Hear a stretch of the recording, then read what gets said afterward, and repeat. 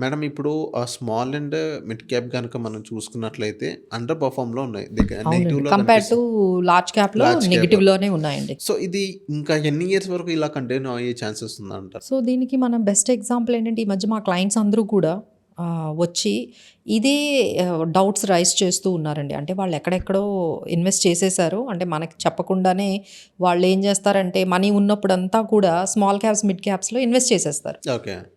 Even though without telling us. వాళ్ళు డైరెక్ట్‌గా పెట్టేసుకోవడము, లేకపోతే మనకు చెప్పకుండా లంసమ్‌లో అప్పుడంతా యుఫోరియా నడిచింది. Mid cap, small caps. మీరు ఏ వీడియో ఓపెన్ చేసినా మిడ్ క్యాప్స్‌లో, స్మాల్ క్యాప్స్‌లో పెట్టుకోండి, స్మాల్ క్యాప్స్‌లో పెట్టుకోండి. It will give you higher returns అని చెప్పి చెప్పగానే సో, వాళ్ళందరూ కూడా చాలా వరకు ఎస్పెషల్లీ మనకి ఇక్కడ డేటా ఉంది.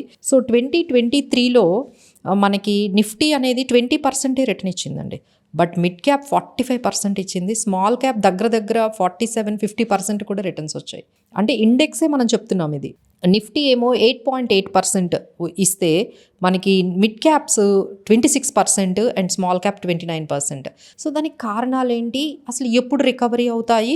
అసలు ఇప్పుడు మనం ఏం చెయ్యాలి? These are the 3 things that we will discuss.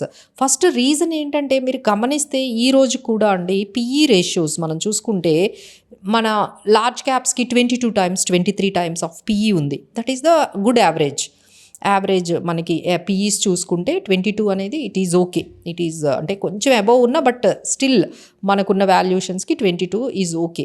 But where as it comes to mid caps PE చూసుకున్న ఈ రోజుకి, తర్వాత స్మాల్ క్యాప్ పిఈస్ చూసుకున్న పిఈ అంటే ఏంటంటే వాటి ప్రైస్ కన్నా ఎన్ని టైమ్స్ హైలో ట్రేడ్ అవుతుంది, అంటే వాటి వాల్యూషన్స్ కన్నా, అంటే ఈపీఎస్ కన్నా మార్కెట్ ప్రైస్ ఎంత హైలో ట్రేడ్ అవుతుంది అనే దాన్ని మనకి ఇండికేట్ చేస్తుంది పిఈ.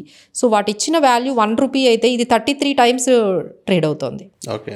అలానే స్మాల్ క్యాప్ కూడా 35 టైమ్స్ ట్రేడ్ అవుతుంది. అంటే 1 రూపీకి 35 టైమ్స్ అది ట్రేడ్ అవుతుంది అంటే ఎంత టైం పడుతుంది అనేది నెక్స్ట్ క్వశ్చన్. సో ఇంత హై వాల్యుయేషన్స్లోని అంత పెరిగిన తర్వాత ఇప్పుడు కొత్తగా అందులో మనీ పెట్టాలి, అక్కడి నుంచి మళ్ళీ అది రన్నర్ అప్ అంటే అక్కడి నుంచి పెరగాలి అంటే మనకి ఐదర్ కంపెనీ వాల్యుయేషన్స్ పెరగాలి, కంపెనీ కార్పొరేట్ ఎర్నింగ్స్ పెరగాలి.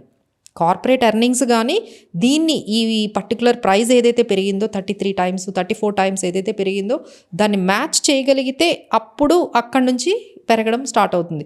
బట్ ఈ గ్యాప్ అంతా ఏదైతే మనకు క్రియేట్ అయిపోయిందో ఈ కార్పొరేట్ ఎర్నింగ్స్ పెరిగి ఆ వాల్యుయేషన్స్ని మ్యాచ్ చేయడానికైతే మాత్రం మినిమం 2 years పట్టేటట్టు అయితే కనిపిస్తుందండి.